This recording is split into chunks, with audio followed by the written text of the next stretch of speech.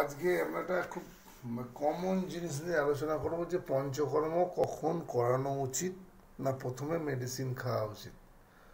অনেকেই আমাকে বলে যে ডাক্তারবাবু, আমাকে অন্য ডাক্তারবাবু বলেছেন যে পঞ্চকর্ম করাতে।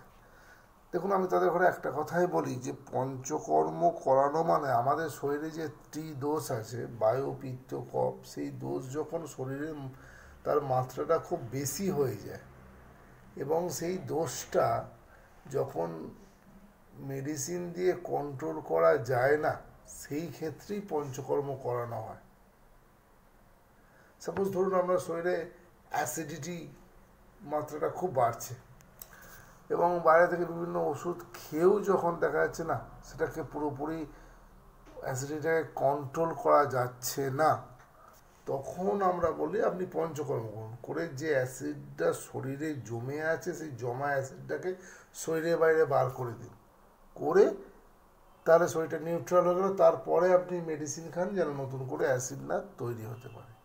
সেই জন্য প্রথমে উচিত মেডিসিন দিয়ে দেখা যে যে দোষ, মানে বায়ু পিত্ত কফ, এই তিন দোষের মধ্যে যে দোষটা বাড়ছে তাকে মেডিসিন দিয়ে যদি কন্ট্রোল করে দেওয়া যায় ভালো, যদি কন্ট্রোল না হয় তারপরে কিন্তু পঞ্চকর্ম করানো উচিত।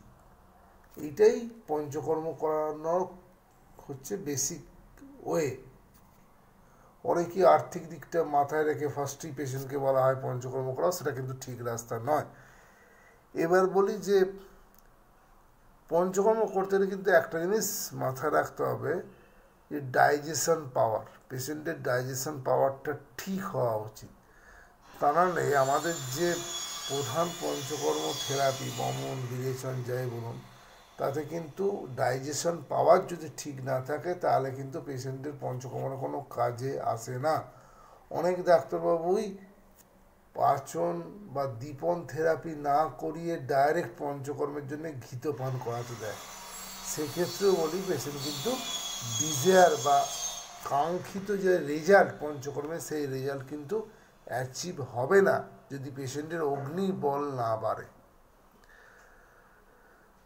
এই ছিল আজকের বিষয় যে কাকে পঞ্চকর্ম করানো হবে না প্রথম মেডিসিন দেওয়া হবে। আমার মনে হয় আমি যেটা বলেছি তাতে অনেকেরই যা কনফিউশন ছিল সেটা ক্লিয়ার হয়ে যাবে এই টপিকটা যদি তারা শোনে।